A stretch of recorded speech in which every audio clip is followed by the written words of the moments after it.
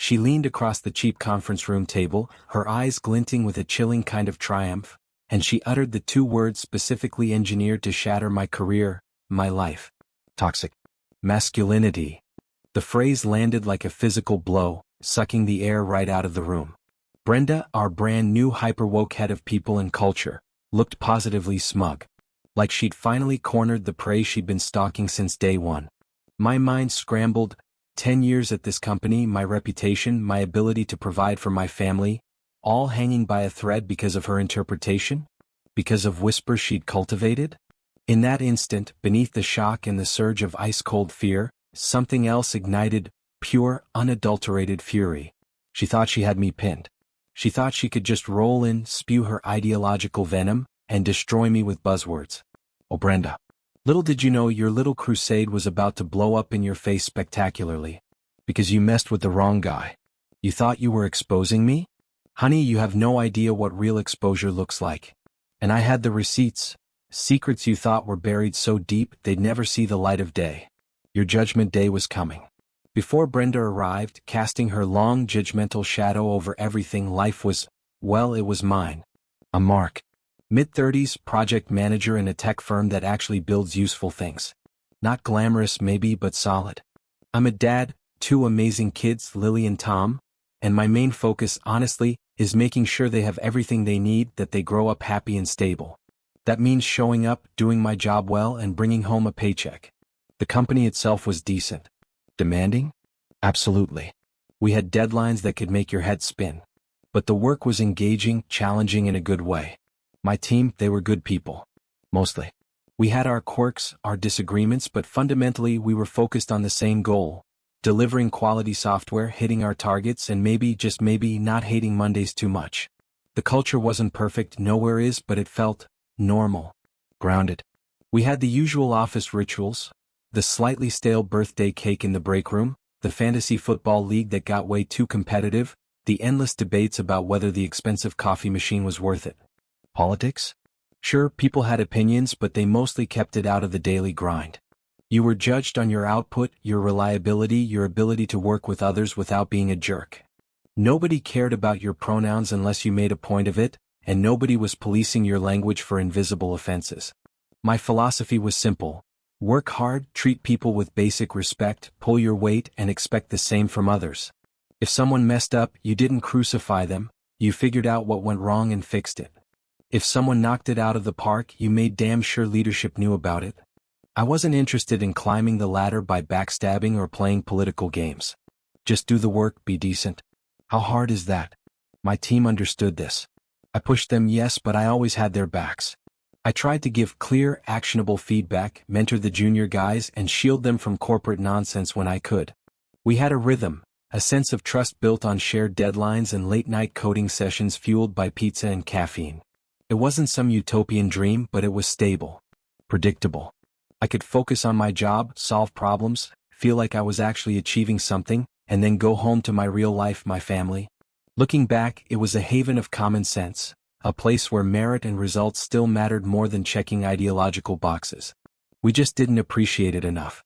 We had no idea the storm that was brewing, the blizzard of buzzwords heading our way. Her name was Brenda. And then she arrived. Brenda Harrison, the newly minted head of people and culture. Even the title felt pretentious, like something designed to signal virtue rather than describe a job. She swept in with an air of absolute moral certainty, dressed in sharp, minimalist outfits that screamed, "I am judging your entire existence based on my sociology minor." From the very first week, the atmosphere began to shift. It started subtly, like a change in barometric pressure before a storm. First came the mandatory email signature updates. Pronouns were now required. Okay, fine. A little performative for my taste, felt like a corporate loyalty pledge to an ideology I didn't fully subscribe to, but hey, if it makes someone feel seen, whatever. Annoying, but ultimately harmless, I thought. How wrong I was. Then came the posters. Suddenly, the break room walls, the hallways, even the inside of bathroom stalls were plastered with brightly colored flyers talking about microaggressions, the invisible injury, unpacking your unconscious bias, and building brave spaces through vulnerability. The language was dense, academic, full of terms like intersectionality, heteronormativity, and lived experience. It felt completely alien to our actual work, building software, fixing bugs, managing projects. Brenda herself maintained a veneer of professional warmth, punctuated by a smile that never quite reached her eyes. It was a tight, knowing smile, the kind that suggested she knew better than you about everything. But underneath it, you could feel the constant scanning, the relentless search for ideological impurity. She started inserting herself into team meetings, offering unsolicited interpretations of casual remarks. A comment about a deadline being killer might be flagged as potentially violent language. A suggestion to man up and tackle a tough problem, even if said jokingly between guys who knew each other well, would earn a quiet word later about reinforcing harmful gender stereotypes.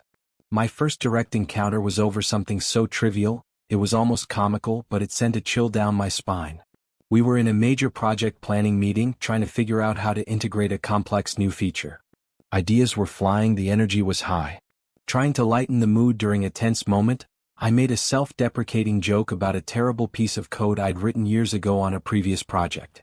Yeah, the way I patched that bug back then, I chuckled, it was like using duct tape and prayers to hold the whole thing together. Surprisingly, it worked for 6 months. A few people laughed, recognizing the familiar tech analogy. Later that same day, an email landed in my inbox. Subject: quick chat meeting follow-up. It was from Brenda. My stomach tightened. In her minimalist, gray-toned office, the knowing smile was gone, replaced by a look of serious concern that felt utterly manufactured. "Mark," she began, steepling her fingers, "I wanted to discuss your comment in the meeting this morning. The one about duct tape." I blinked. "Seriously?" "Apparently," she continued, her voice smooth and condescending, "a colleague, who wishes to remain anonymous of course, felt your analogy was problematic." I was genuinely baffled. Problematic? "Brenda, it was a joke about my own terrible coding years ago. It's a common saying in tech." She leaned back, her eyes narrowing slightly. "Mark, we need to consider the impact, not just the intent. Comparing technical work, even flawed work, to something makeshift like duct tape could be perceived as dismissive. It might discourage junior team members from sharing their own solutions if they fear mockery or judgment. It reinforces a culture where only perfect solutions are valued, potentially marginalizing those still learning." I stared at her, trying to process the absurdity. Duct tape. Marginalizing people. Mockery. It felt like she was speaking a different language, one where everyday expressions were landmines of hidden oppression. "Nobody seemed offended," I countered, trying to keep the disbelief out of my voice. "It was just a joke." "Perception is reality, Mark," she stated flatly. "And the perception was one of potential harm. I need you to be more mindful of your language moving forward. Use more inclusive, constructive analogies." She made a note in her file. A verbal warning. About duct tape. I walked out of her office feeling like I'd just been lectured by the thought police. It wasn't just annoying anymore, it was deeply unsettling. This woman wasn't just doing HR, she was trying to reprogram how we thought and spoke. And I had a terrible feeling that this was just the opening salvo. My common sense paradise was officially under siege. The duct tape incident was just the appetizer. Brenda's campaign to reshape the company culture into her woke image kicked into high gear. Mandatory sensitivity training sessions became a bi-weekly fixture on our calendars. These weren't your typical boring HR videos about workplace safety. Oh no. These were intense, emotionally fraught workshops led by Brenda herself, often featuring guest facilitators who specialized in critical theory. We were forced to dissect hypothetical scenarios, searching for hidden biases and systemic inequalities in things like performance reviews, meeting dynamics, even how we organized team lunches. Participation wasn't optional, and it was actively monitored. If you didn't speak up enough or if your contributions weren't deemed sufficiently aware, you'd get that pitying look from Brenda, sometimes followed by a suggestion to do some personal work on your biases. The air in those sessions was thick with discomfort and resentment, but nobody dared push back too hard. Then came the anonymous integrity hotline, an online reporting portal she championed. Pitched as a way to safely report harassment or discrimination, it quickly devolved into a channel for petty grievances and ideological score settling. Brenda actively encouraged its use, sending out emails reminding everyone to report any instance of non-inclusive language, microaggressions, or behavior that made someone feel unsafe, however subjective that feeling might be. The result? The open, collaborative atmosphere we once had began to evaporate. People clammed up. Casual conversations dried up. Jokes became risky. You could feel the paranoia creeping in. Who was listening? Who might twist your words? Who was reporting to Brenda? It felt like living under surveillance. And the complaints? They started trickling in, often vague and impossible to refute. Someone felt excluded from a water cooler conversation. Someone else found a project manager's direct feedback style intimidating. I noticed, and Mike, another PM who shared my skepticism, confirmed he saw it too. A disproportionate number of these anonymous complaints seemed to target the men in management, especially those of us who were more results-driven and less fluent in the constantly shifting sands of approved woke terminology. My next official run-in was more serious. Sarah, a junior developer on my team, was bright but consistently missing deadlines and seemed overwhelmed. She needed clear direction and structure, something I considered a basic part of my job as her manager.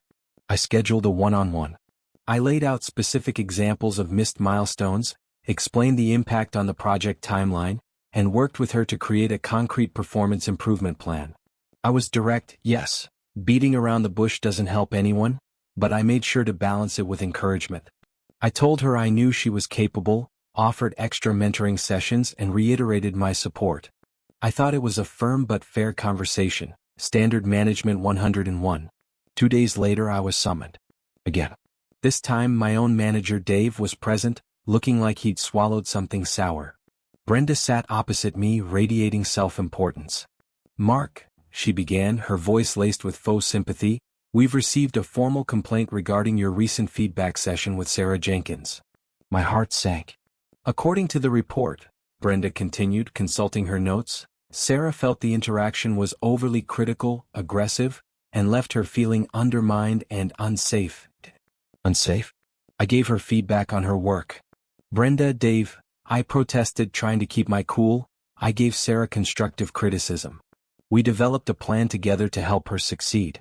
That's literally my job. How is that possibly aggressive or unsafe? Brenda sighed dramatically. Mark, as a male manager providing critical feedback to a junior female employee, there are inherent power dynamics at play. Your directness, while perhaps not intended maliciously, could easily be perceived as intimidating. It can reinforce patriarchal communication patterns that silence women in the workplace. Patriarchal communication patterns? Was she serious? I looked pleadingly at Dave. He fidgeted, avoiding my gaze. "Well, Mark," he mumbled, clearly cowed by Brenda, "we do need to be sensitive to how things are perceived. Perception is important." He trailed off, offering zero support. Brenda declared that this incident indicated a pattern following the duct tape comment and mandated that I attend additional sensitivity training focused on gender-equitable communication. I walked out of that meeting feeling a potent mix of fury and helplessness. This wasn't about Sarah's performance anymore. This wasn't about constructive feedback. This was about Brenda twisting reality to fit her ideological narrative. She was actively hunting for offenses, manufacturing grievances, and I was clearly her chosen villain. The walls felt like they were closing in. I wasn't just walking on eggshells anymore. I was navigating a minefield laid by a zealot. My frustration started to curdle into a grim determination. This couldn't continue. From that point on, it felt like open warfare, albeit waged through HR processes and anonymous whispers. Brenda's attacks became more overt, more damaging. The vague, anonymous complaints against me intensified, landing in the system with alarming regularity. Now they included accusations of creating a hostile work environment, showing bias in task assignments, never mind that tasks were assigned based on skill and project needs, and even gaslighting team members who disagreed with me, a term Brenda seemed particularly fond of. Each complaint was delivered with that same infuriatingly calm, condescending demeanor, usually with Dave sitting beside her looking increasingly stressed and useless. It started impacting my work directly. Projects I was leading faced sudden, unexplained reviews and audits. Resources I needed were delayed or reallocated. Deadlines that were challenging but achievable suddenly became impossible. It was death by 1,000 cuts, a campaign of subtle sabotage designed to make me look incompetent or incapable, all under the guise of ensuring equitable processes. My team felt the pressure too. Morale plummeted as Brenda's influence seeped into every corner of our workflow, introducing bureaucratic hurdles and mandatory reflection sessions that ate into productive time. Several colleagues quietly expressed their sympathy, sharing their own unsettling encounters with Brenda's methods. Mike told me how Brenda had tried to pressure him into reporting another manager for using the phrase "guys" to address a mixed-gender group. Another whispered about how their performance review was suddenly downgraded after they politely questioned the necessity of a mandatory privilege walk exercise during a team retreat. It was clear Brenda was building her power base by intimidation and ideological policing, and anyone who didn't conform was a target. The breaking point came swiftly and brutally. Dave called me into his office late one Friday afternoon. The blinds were drawn. Brenda was already seated, a thick file folder placed precisely in front of her on the table. The air was heavy, charged with malice. Dave looked pale. "Mark," he began, his voice barely a whisper, "we need to talk. There have been multiple serious allegations." Brenda cut him off, taking control. Her voice was low, deliberate, almost savoring the moment. "Mark," she said, opening the file, "over the past few weeks, a disturbing pattern has emerged, based on confidential reports from numerous colleagues." She paused for dramatic effect, meeting my eyes with that cold, smug certainty. "It appears your management style consistently exhibits traits associated with toxic masculinity." There it was. The kill shot she'd been aiming for all along.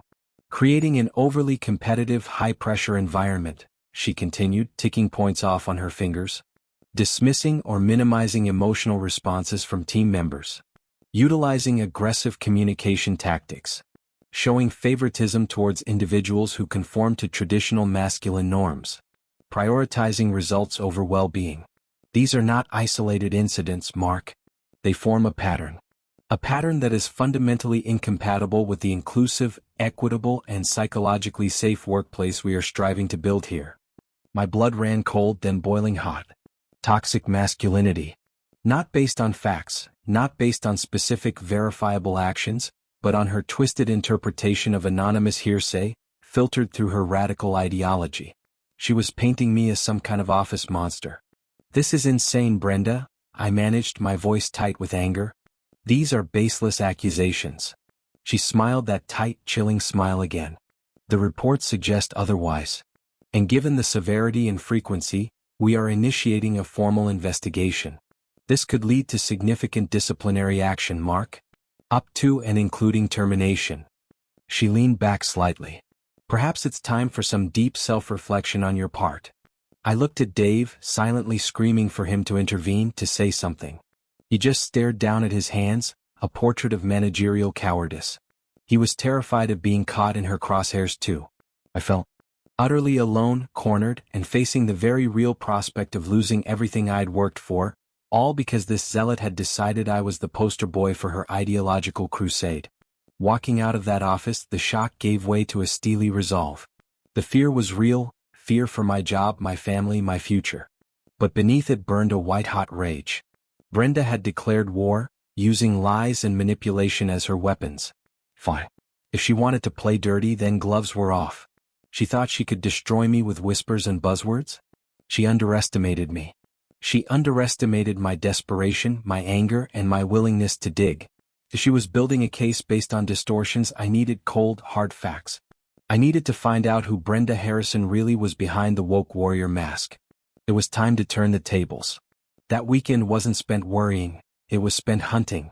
The hunt for the real Brenda Harrison began that very night. Forget sleep, forget relaxing.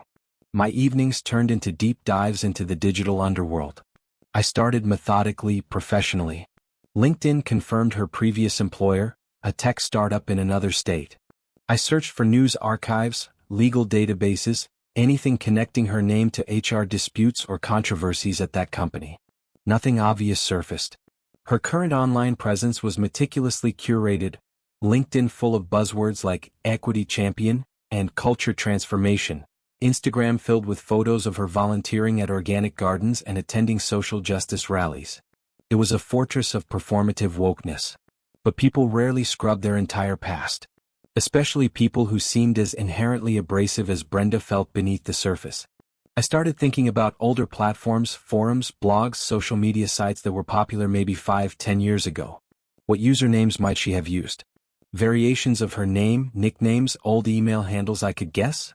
It was painstaking work, sifting through cached pages on the Wayback Machine, scrolling through ancient forum threads, searching obscure blogging platforms. Hours bled into days. Dead end after dead end. Just when I was about to despair, thinking her digital hygiene was truly immaculate, I struck gold. It was an old profile on a now-defunct social networking site, popular roughly 8 years prior. The username was a slightly edgy variant of her maiden name, which I'd found through some public record searching. And the profile picture, unmistakably a younger Brenda, maybe early 20s, same sharp features, but without the polished HR veneer. And the posts were a revelation.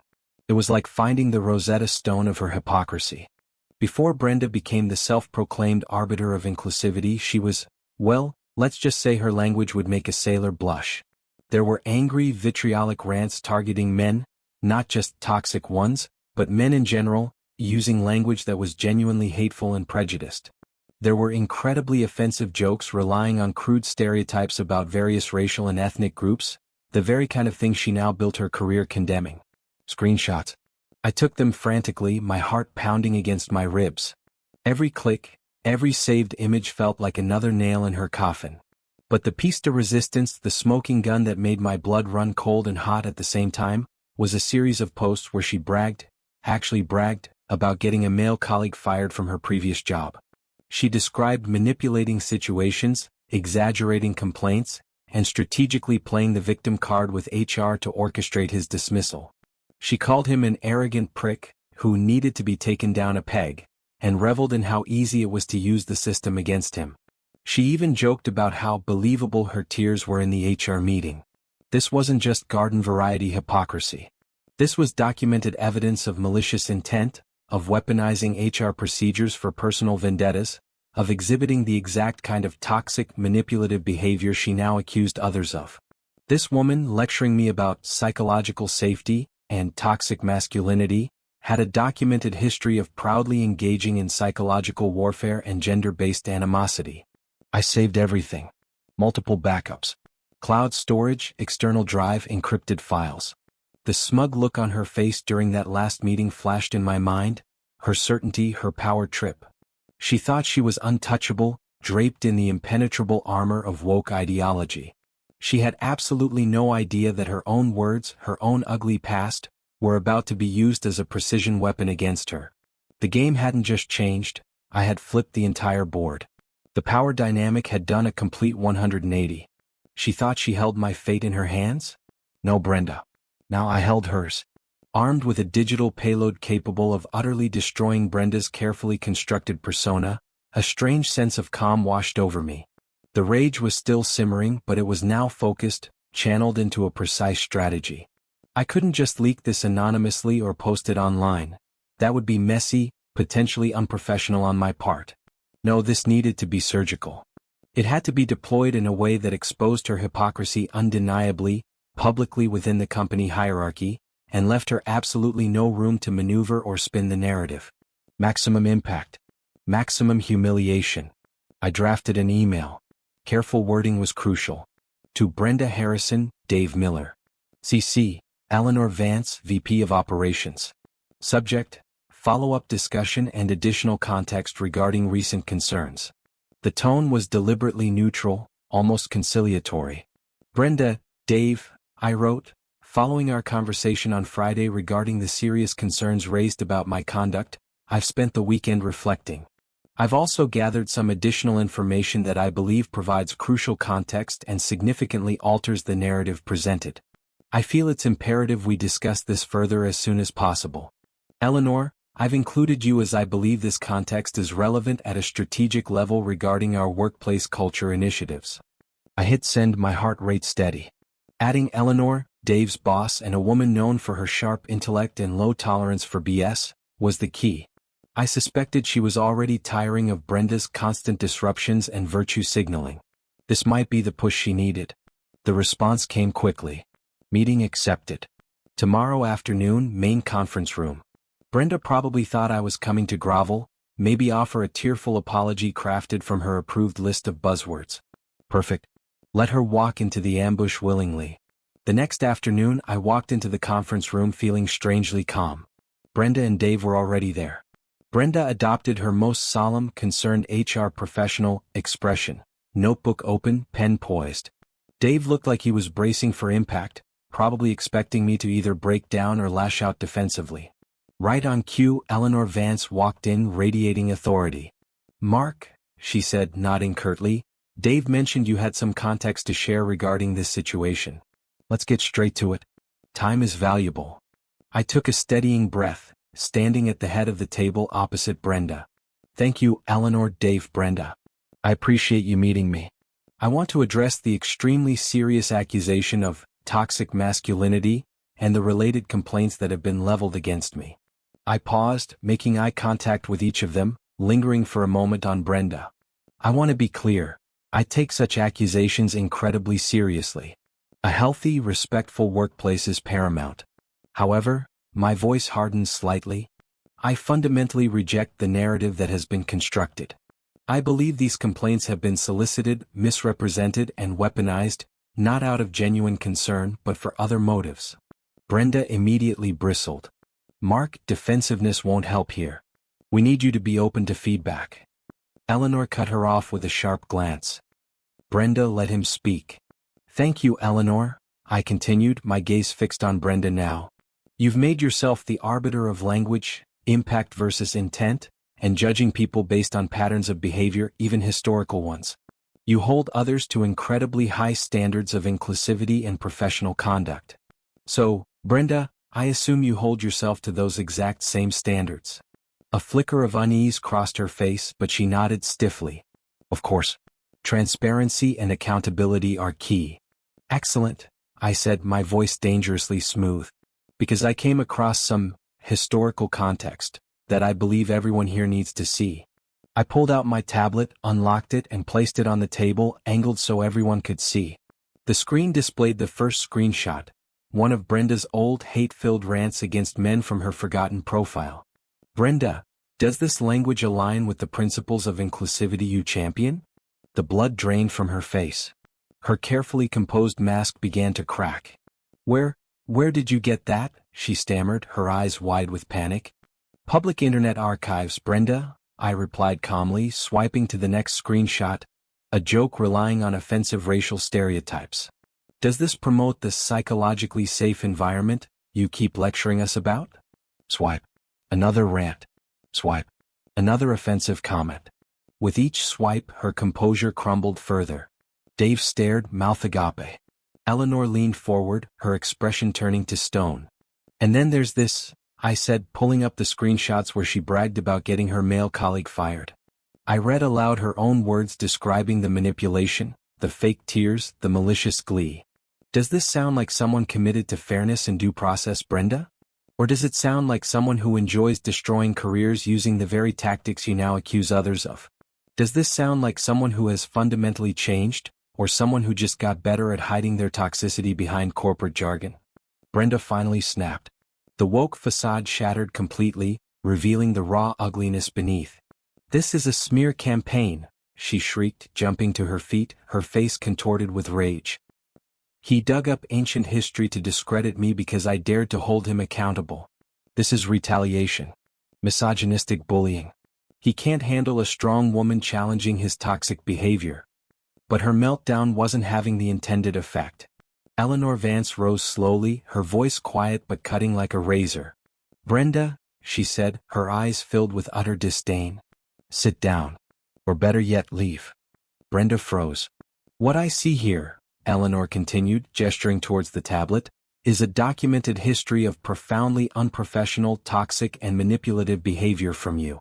Behavior that directly contradicts the values you claim to uphold and seems to explain the irregularities in the complaints against Mark. Using your HR position to potentially harass or target employees based on personal animosity or ideology, combined with this history, is grounds for immediate dismissal." Eleanor turned to a stunned Dave. Dave, please escort Ms. Harrison to her office. She can collect her personal effects. Security will meet you there to ensure she vacates the premises immediately. Her system access is revoked, effective now. Brenda just stood there, trembling, the fight draining out of her. The smugness, the certainty, the righteous fury, all gone. Replaced by sheer, naked panic and humiliation. She didn't look at me, didn't say another word as Dave, looking deeply uncomfortable but obedient, gently guided her out of the room. The door clicked shut, leaving a heavy silence in its wake. The architect of the woke witch hunt had just been publicly exposed and professionally executed, using her own past sins as the weapon. The sense of relief, of vindication was immense. It was justice served cold and hard. The silence in the immediate aftermath of Brenda's dramatic exit was profound. It felt like the whole building exhaled collectively. While the juicy details of the confrontation remained confined to me, Dave, and Eleanor, the sight of Brenda being escorted out by security, clutching a small box of personal items, spoke volumes. The official company line was a bland statement about parting ways due to differing strategic visions, but nobody bought it. The relief among the staff was palpable. Overnight, the oppressive cloud of suspicion and fear Brenda had cultivated began to dissipate. Eleanor Vance called me into her office later that week. She offered a formal, sincere apology on behalf of the company for what I had endured. She assured me that the entire toxic masculinity investigation was null and void, and every related complaint had been permanently purged from my HR file. Crucially, she also announced a full review of the HR policies and reporting systems Brenda had implemented, acknowledging that the anonymous portal had clearly been weaponized and fostered a toxic environment itself. Dave, looking chastened, also pulled me aside separately to apologize for his lack of backbone, admitting Brenda's aggressive tactics and mastery of HR jargon had intimidated him. I accepted their apologies. The real win was the restoration of sanity. Life at work slowly recalibrated back to something resembling the before times. Collaboration improved, people started joking again without constantly looking over their shoulders. The focus shifted back to building great software and hitting deadlines, not navigating ideological minefields. Interestingly, Sarah, the junior developer whose complaint had been so central to Brenda's case against me, approached me hesitantly a couple of weeks later. She quietly apologized, admitting that Brenda had heavily coached her, twisting her initial feelings of being overwhelmed into accusations of aggression and intimidation. It confirmed my suspicion that Brenda wasn't just interpreting complaints, she was actively manufacturing them. Looking back now, the whole Brenda saga feels like a nightmare I barely escaped. Being targeted by someone so consumed by their ideology, someone willing to destroy careers to validate their worldview, was terrifying. It shook my faith in the system, frankly. But uncovering her hypocrisy, meticulously gathering the evidence, and delivering that final devastating blow in that conference room, that was empowering. It wasn't just about saving my job or clearing my name. It was about drawing a line. It was about refusing to be silenced or defined by the warped labels of someone drunk on their own perceived virtue. It proved that truth, backed by evidence, can still cut through the noise of baseless accusations and ideological bullying. My peace is restored, my work environment is healthy again, and my team is thriving. As for Brenda? The last I heard through the industry grapevine, her reputation preceded her. Finding another head of people and culture role after being escorted out under such circumstances, especially with those digital skeletons rattling around? Well, let's just say karma can be beautifully brutal. Sometimes exposing the woke doesn't just feel good, it feels necessary.